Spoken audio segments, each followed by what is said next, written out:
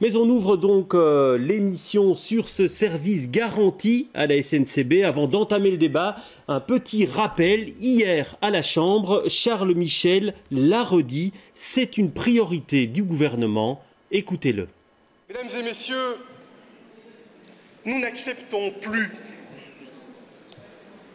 que des étudiants ou des travailleurs soient pris en otage en cas de grève et nous allons concrétiser notre engagement pour le service minimum.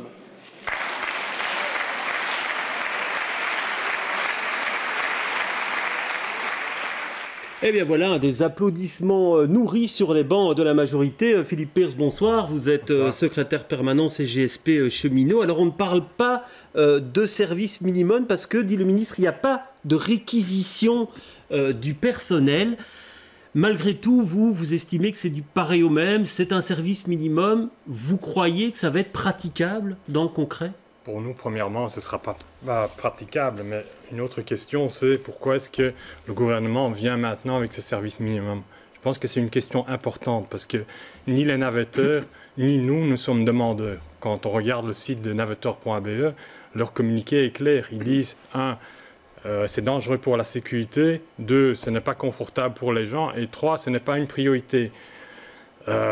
Pourquoi est-ce que le gouvernement vient maintenant avec ça ? Pour nous, c'est clair qu'ils veulent cadenasser, ils veulent mettre des bâtons dans les roues de la contestation sociale. Oui, alors Jean-Jacques Flahault, bonsoir, vous êtes député fédéral et maire. Alors pourquoi maintenant, et est-ce qu'il s'agit de briser la grève ou les tentatives de grève, parce que c'est un reproche qu'on fait au MR? Plusieurs choses. D'abord, je pense qu'au contraire, c'est quelque chose qui est extrêmement attendu par la population. Pas plus tard que la semaine passée, il y avait encore il y a toujours les petits sondages de la Libre Belgique qui montraient que 75% de ceux qui ont participé à ce sondage trouvaient qu'un service garanti était nécessaire. Je suis moi-même navetteur et ça me fait vraiment... ça m'embête très fort, pour ne pas employer un autre mot, quand je dois me rendre à Bruxelles en voiture parce qu'il y a grève. Je trouve qu'on contribue à la pollution, on crée des embouteillages et je pense qu'en plus, ça ne répond pas à l'attente des organisations syndicales qui veulent, sans aucun doute par cette manifestation de grève, montrer qu'il y a des attentes, et je les comprends, il faut pouvoir dialoguer, mais ça fait 2 ans, vous en conviendrez, que le projet a été soumis par la ministre Galland, d'ailleurs en son temps, au sein de la SNCB. Alors juste pour que les téléspectateurs comprennent, on va voir la procédure à suivre pour mettre en place ce service garanti. Voilà un petit tableau. En cas de grève, le personnel doit signaler 72 heures à l'avance son intention de participer. Il y a une sanction s'il change d'avis. Organisation de l'offre est faite en fonction du personnel disponible. Et puis la communication aux usagers doit être faite au minimum 24 heures à l'avance. Alors c'est vrai que c'est très corseté. 3 jours à l'avance pour mettre un service alternatif sur pied, ça risque d'être très court. Vous pensez que ça ne va pas fonctionner concrètement? Pour nous, ça ne va pas fonctionner. Premièrement, les gens qui prendront le matin le train ne vont pas savoir s'ils pourront prendre le train encore le soir pour retourner. Mais s'ils sont avertis 24 heures à l'avant, au mois d'août, on a fait une simulation du service minimum à Bruxelles Midi. Ça amène à des situations avec des trains bondés, des problèmes de sécurité, etc. etc. Mais d'autre part, je voudrais quand même encore répondre à l'affirmation comme quoi le gouvernement se préoccuperait des usagers. Ce qu'on voit dans la politique depuis 2014, c'est qu'on réduit les budgets des chemins de fer, 3 milliards d'euros en moins. On a mis un plan d'investissement de 26 milliards d'euros dans la poubelle. Conséquence, on a, par exemple, je vous donne un exemple qu'on a encore vu à la RTBF, c'est qu'on a donc limité les heures d'ouverture des guichets dans 33 gares Conséquence, par exemple, à Binche, il y a une personne qui travaille pour le SPF Mobilité, qui est aveugle, qui ne sait plus prendre son train parce que le type qui est au guichet ne sera plus là. Ouais. Donc alors, ça, c'est la conséquence. Ouais. C'est la conséquence de cette politique, c'est fermeture des guichets, enlever le personnel des gares. Alors on va revenir sur le service minimum, mais là ce que dit M. Pierre, c'est que la mesure serait principalement symbolique et que effectivement, ça ne fonctionnera pas. Vous répondez quoi à ça? Voilà, ce qui est clair, parce que j'entends bien la problématique de la sécurité, c'est quelque chose qui me motive particulièrement. Je peux vous dire que j'ai des amis qui ont été soit blessés, soit tués dans l'accident de Boesingen. Donc pour moi, c'est Mais quelque quand vous chose dites qu'il y a un risque prioritaire. plus grand pour les accompagnateurs et que certains n'arriveront pas et que donc le danger sera plus important. Non, je ne pense pas. Et d'ailleurs, le ministre l'a encore rappelé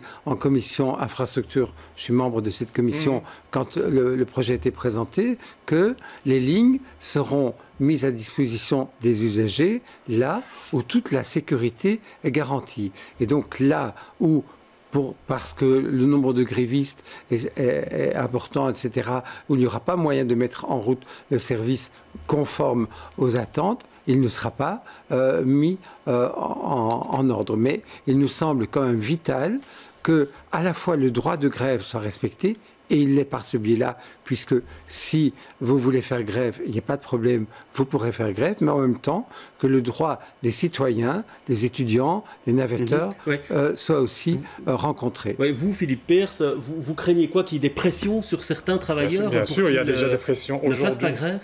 Aujourd'hui, il y a déjà des pressions sur les gens qui font grève. Je vous rappelle que la semaine passée encore, notre président a dû passer devant le tribunal.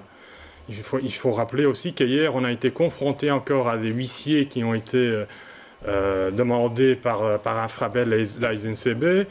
Il faut savoir que sur le terrain, nous, on reçoit des informations comme quoi les chefs font des pressions sur les gens qui veulent faire grève, etc. Ça, c'est le monde réel où on est aujourd'hui. Voilà, ça, demain, ces pressions vont encore s'amplifier avec ce système. Écoutez, j'ai été pendant 15 ans bourgmestre de Braine-le-Comte et j'ai eu aussi des grèves à Braine-le-Comte et jamais, au grand jamais, vous pouvez vérifier auprès de votre organisation syndicale qui m'a d'ailleurs toujours dit que j'étais plus respectueux des grèves que les bourgmestres de Charleroi, Mons et la Louvière, tous 3 PS pourtant. Eh bien, moi, jamais je n'ai eu une attitude différente par rapport à quelqu'un qui a fait la grève. Oui, mais on parle là des directions d'Infrabel, de la SNCB, donc effectivement, qui pourraient faire pression sur les travailleurs pour effectivement, qu'ils prennent leur service. Le droit de grève est un droit que je respecte et qui est un moyen de tirer la sonnette d'alarme quand la concertation, hélas, n'a pas pu aboutir. Et ici, je pense que ce service garanti doit inciter d'ailleurs les deux partenaires, tant les organisations syndicales que les dirigeants de la SNCB et d'Infrabel, d'aller jusqu'au bout, le plus loin possible dans les négociations, parce que la meilleure grève, c'est celle qu'on ne fait pas. Oui, c'est ce que dit, c'est ce que dit François Belot, qu'il espère que ce ne sera jamais mis, qu'on ne devra jamais recourir à ce service. Je vais vous donner garanti. un exemple de la concertation sociale au niveau des chemins de fer. La semaine passée, donc, notre président a été convoqué devant le tribunal. Juste après, il y avait une réunion de conciliation par rapport à la grève de cette semaine. Infrabel était absent. Donc ça, c'est la concertation sociale aujourd'hui au chemin de fer. Donc ça veut dire que le climat social est très mauvais, c'est ce que vous voulez dire entre direction et si aujourd'hui on ajoute à ça le service minimum, on va casser les grèves, on va casser le droit des grèves. Vous avez l'impression, vous, qu'il y a une majorité de travailleurs qui prendront leur service quand on entamera la procédure? Alors, sur base des chiffres des derniers mouvements de grève qui se sont déroulés, le nombre de grévistes était minoritaire, mais même s'il était majoritaire, dans ce cas-là, on en tiendrait compte et le service garanti serait probablement extrêmement réduit, bien sûr. Mais je voulais encore vous dire, la semaine prochaine, en commission infrastructure, nous recevons la chef, et je suis content que ce soit une femme, de la SNCB, Madame Dutordoir, et ce sera bien entendu une question que je relayerai, parce que pour moi, quand il y a une volonté dans le chef de personnel de faire grève, on ne doit pas faire pression sur ces personnes pour faire grève. Vous n'avez jamais d'ailleurs entendu le ministre Belot dire qu'il ferait ou qu'il a envie de faire des pressions sur les grévistes. On voit que la détermination du gouvernement est grande. Tous les syndicats sont opposés à ce service garanti. Comment est-ce que la bataille va-t-elle s'organiser maintenant? Ou est-ce que vous, fataliste, vous vous dites Non, ça sera mis en place et on verra que ça ne fonctionne pas. On a déjà montré hier qu'on n'est pas fataliste, qu'on a mobilisé nos gens. Justement, un des points de notre mobilisation d'hier, c'était le service minimum. Mais je ne peux pas m'empêcher de croire qu'ici, via le service minimum, on veut étouffer une voix qui dit aujourd'hui, au niveau chemin de fer, il faut un service maximum pour les gens, c'est-à-dire ouvrir des nouvelles lignes, ouvrir des nouveaux guichets, mettre des trains à l'heure, arrêter qu'on transporte les gens parfois comme du bétail dans les trains. Ça, c'est notre volonté. D'ailleurs, en 2015, on a fait une brochure par rapport à ça.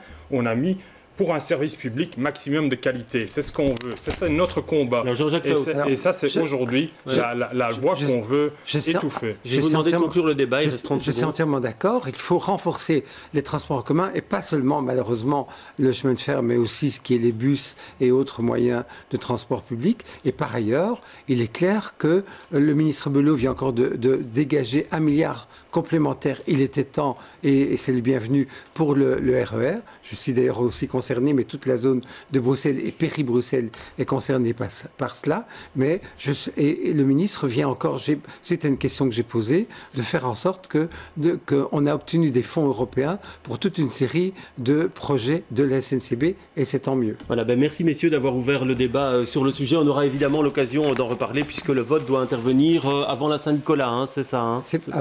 Normalement avant la fin du mois de novembre. De novembre, oui. Très bien, on aura l'occasion effectivement d'en reparler.